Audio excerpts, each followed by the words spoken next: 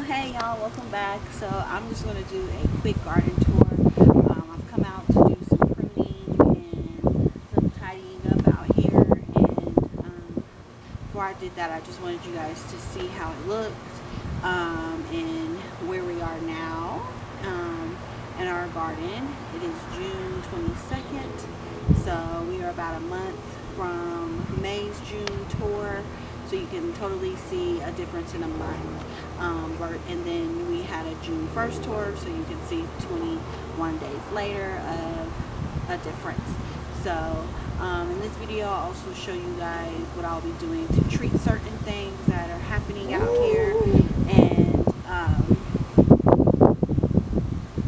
also I'll show you stuff I've been harvesting since the season has taken off. So stay tuned and you can see everything. Alright, so I'm going to go through and just, like always, show you how everything is looking and growing.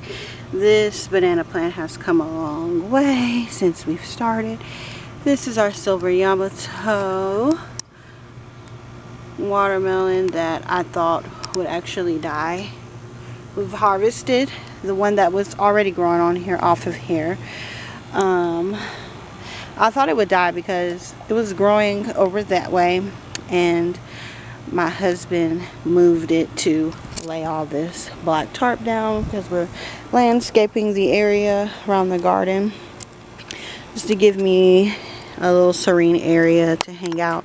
But yes, he moved it and tangled up all the vines, and they were looking very sad, but they've bounced back. This silver Yamato was in a pot of old soil, and I mixed it with a all fertilizer 10-10-10. The first set of seedlings I put in here actually died, but I put these in once they got a little bit bigger than the other ones, and they are surviving and thriving. And as you see, we have maybe two. This one for sure was pollinated. I'm not sure about that one, but it kind of looks like it. And then I hand pollinated this one this morning, so we may have 3 more coming eventually. And as you can see, this pumpkin plant is vining through here all the way from the other side of the garden. And let's get going. This is the big Krim, and it has plenty of tomatoes on there hiding. At one point I didn't think it was producing, but it was, and I've pruned it from the bottom multiple times. There's one, and I saw one over here. And yeah, this plant is about 5 feet and about 3 feet wide. And I keep pruning and pruning and pruning, so I'll continue to do that and keep the airflow down here open and available. These are the pickling bush cucumbers, and I think they got powdery mildew. I came out here and I pruned all the powdery mildew leaves off, but you can tell from the vine as well. And this leaf is starting to get pretty bad, and this one is too.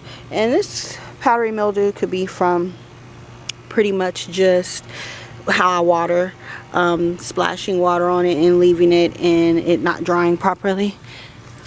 And here's a dead leaf that needs to be pruned off. But overall, this plant is still producing and providing me with cucumbers. There's one.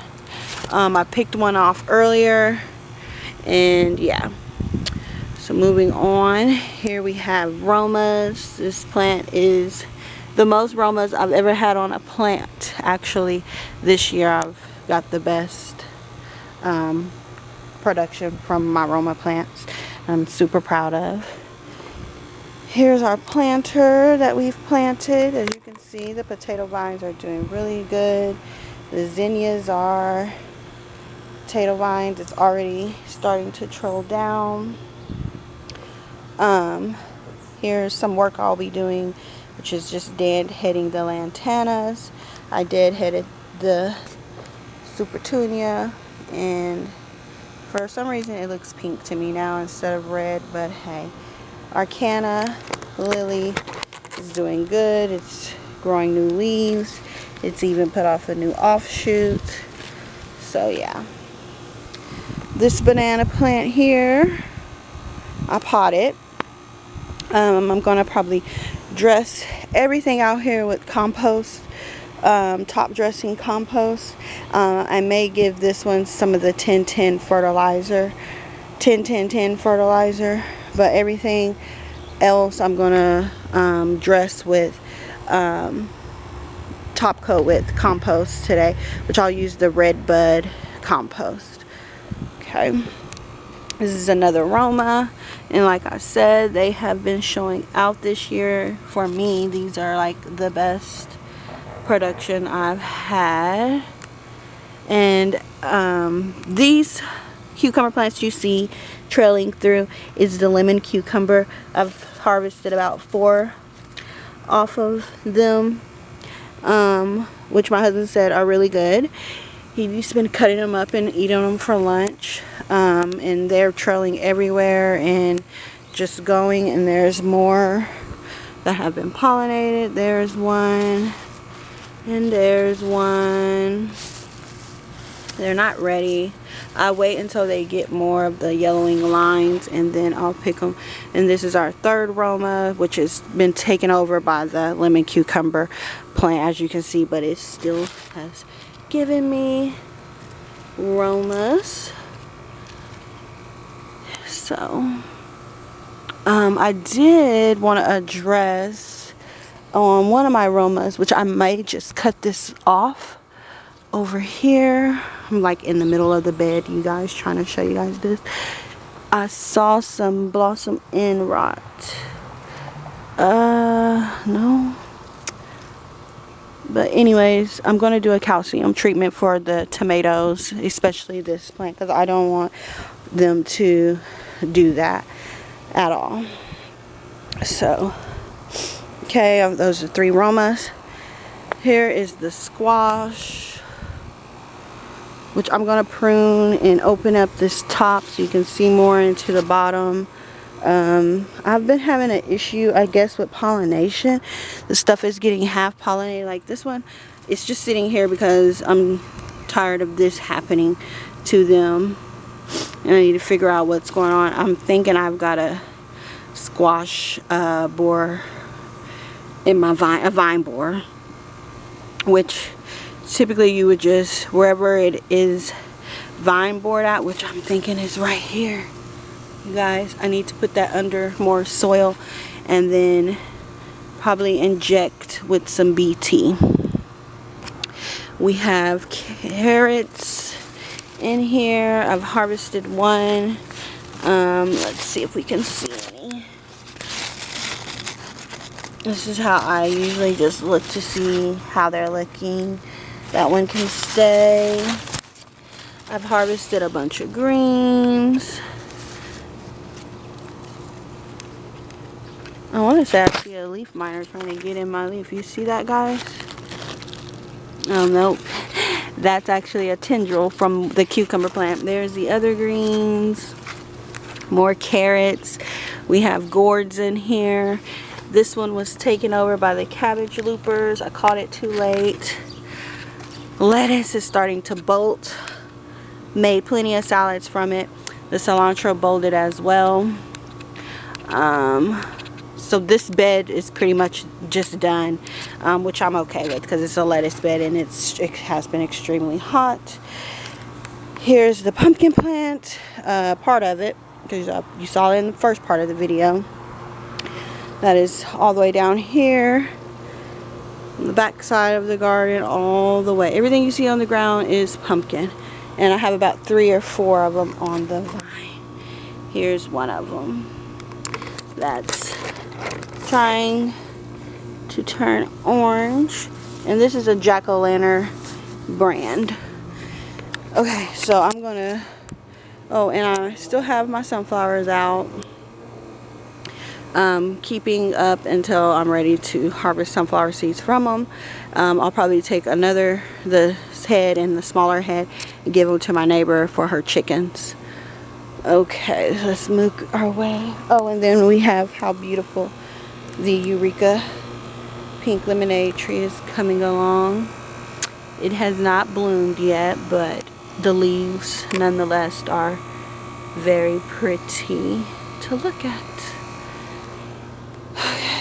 And our tiny Tims, of course, have been very giving all season.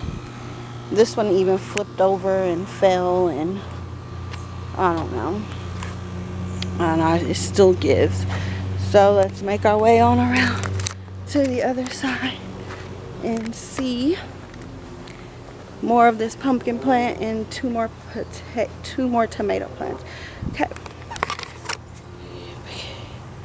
Pumpkin plant starts there and loops on through there, and then of course there it is again. And I've tried to put this up to keep it from going on my neighbor's side. I don't know how well it's working. Here's where the corn was. You can kind of see. I'm going to start some more seeds and plant some more. Let's see if we can find some more pumpkins. There's one.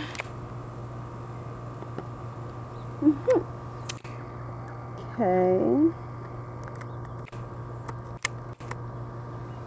And I know there's plenty more. I just can't find them right now. Oh, it was one right here. Actually, smaller one. Okay, here is the big rainbow tomato plant. It has a few on there. There's one. Here's one. I can't wait to see how they look. There's another one in there hiding. There's a couple down there. So yeah, everything is really producing. And then there's some more cucumbers on this side. As you can see, those ones have been pollinated. And then this is the Amish paste. Find me somewhere to step over this pumpkin plant. So there's some on here, and it has a lot of leaf curl, but that's from the heat. Like, it's super hot here in Oklahoma. We're supposed to reach in the hundreds, so leaf curl is expected. There's a cucumber. I also have a tender sweet pumpkin or watermelon plant somewhere over here. Here it is. But it's lost through all of this mess, so it's hard for me to find it, but I try to follow it back and make sure it's doing good. Here we have habanero pepper. Okay, and then there's serrano somewhere. I've been picking peppers off of it. Somewhere up in here is serrano peppers. But the lemon cucumber is doing so good. It's like literally taking over. There's a serrano pepper. I have not had any habanero peppers, but it's over there by the sunflower and taken over by, of course, the lemon cucumber. So that is how the garden is looking. And it's really all I have. I'm going to do some pruning and some treatments and water. That's pretty much what I've been doing. I water 2 times in the morning and at night because that's how hot it is. They need the water. And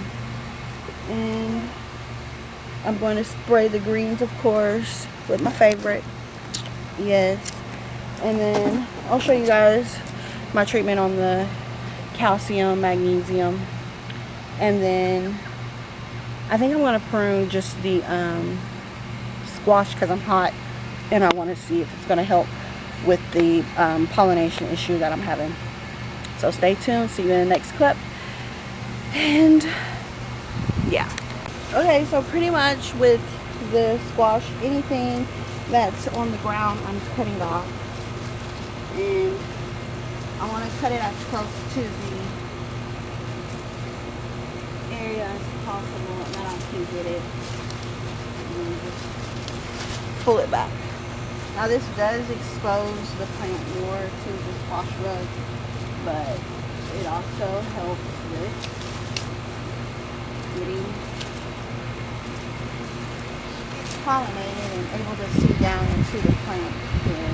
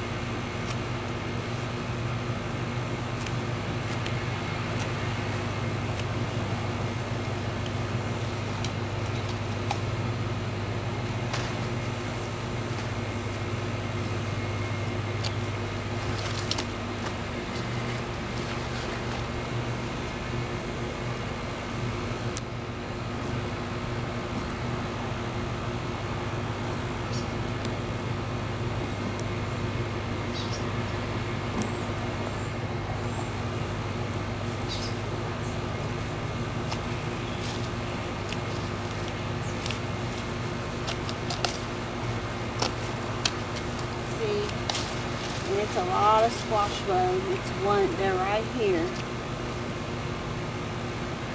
Not it.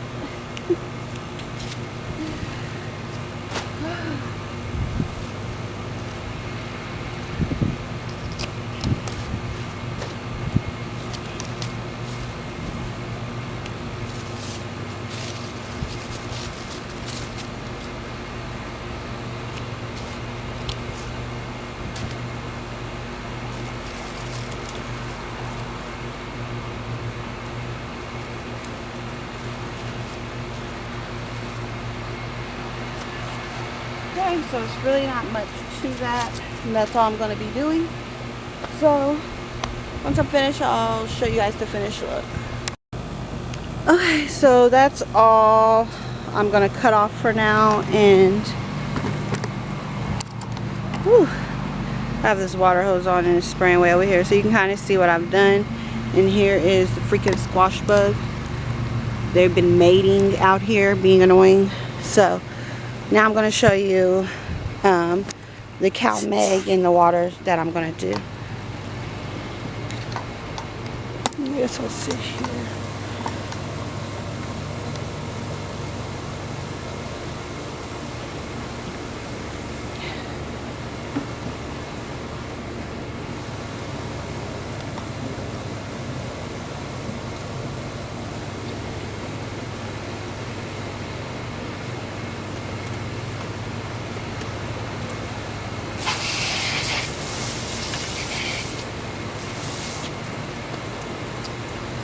Okay, so this is the calcium liquid food, nitrogen, magnesium, promotes photosynthesis, root and fruit development, high in magnesium to support vital photosynthesis. It contains calcium to help prevent calcium deficiency, a primary cause of blossom end rot.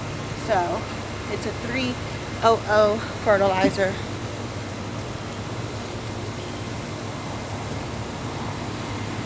And this is what I'm going to use for the Roma tomatoes. So pretty much we are in blooming and fruiting, and it says to use 1.5 teaspoons per gallon. So I have a thing.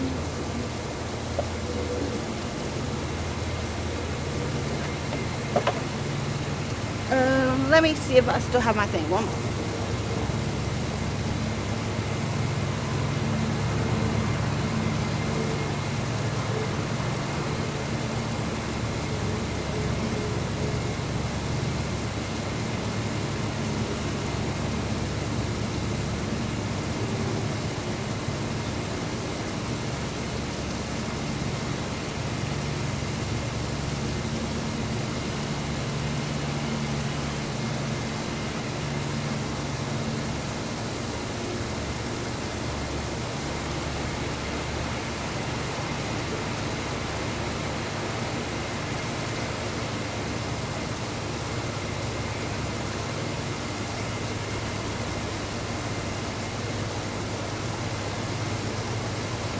Okay, so I don't have my measurement deal, but I'll just use the cap and measure it like that.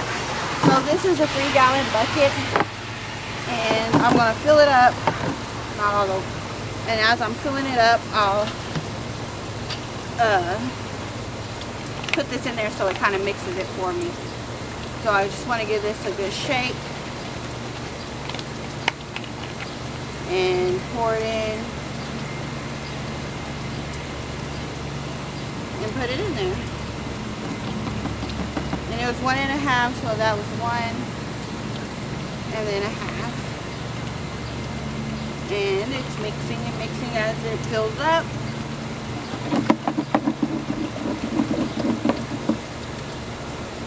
And a lot of people say that sometimes, like, even if you have as much calcium as you have in your soil, but if you're not watering properly, then your plants just won't get the calcium regardless.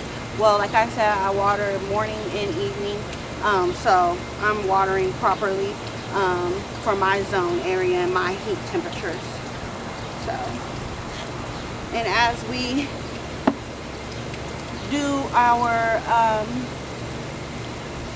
tomatoes, I'll just set this water hose and the rest of the stuff and start watering for the night.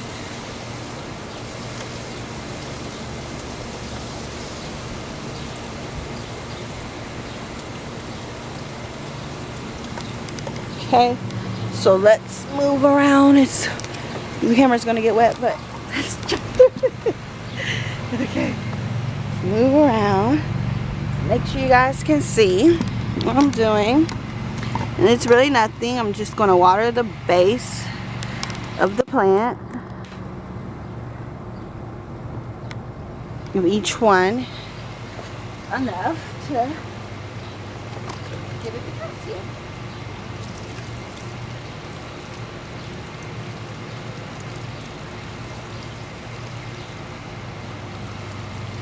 Okay, same thing for this one.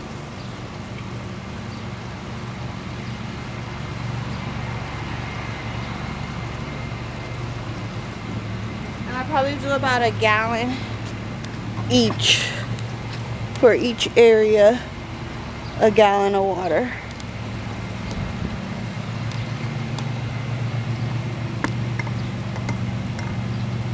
You guys aren't going to be able to see me get to the base, but of this one, it's kind of there.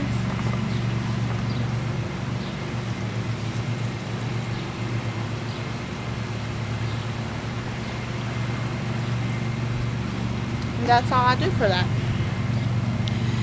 Okay, so now we will grab the compost and I'll top dress everything, like around the base of everything, and then I won't water these 3 with the water hose, but I'll water everything else. And I'll meet you guys back at the greenhouse. Well, I'll actually show you the top dressing on a couple of the plants and meet you guys back at the greenhouse, okay?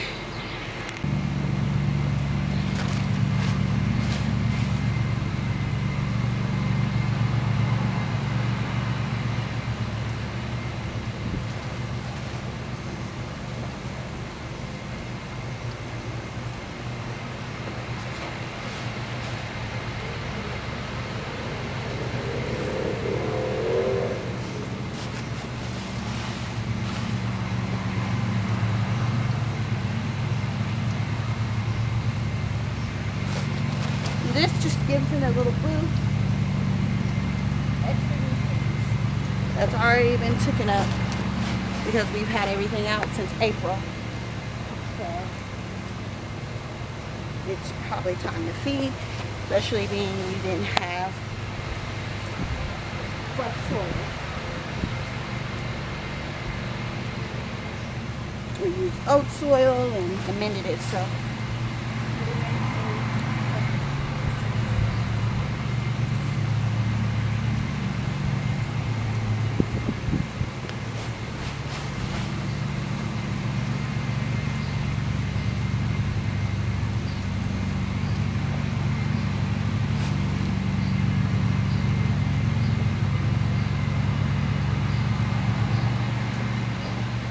mean, some things did have fresh soil and some didn't, but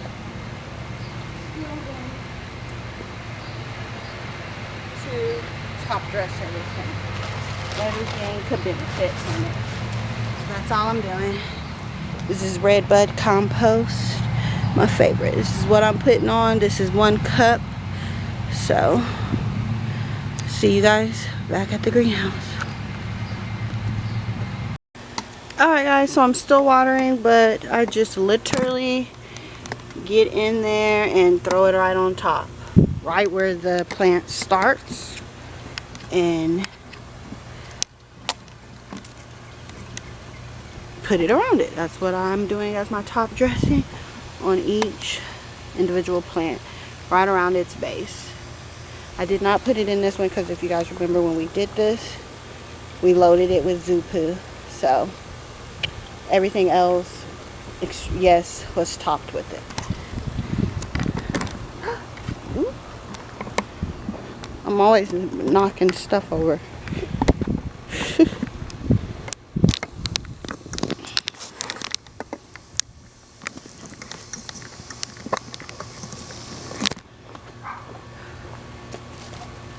Alright guys, thanks for working in the garden with me and doing the garden tour. And this is the Red Bud, like I said, I use.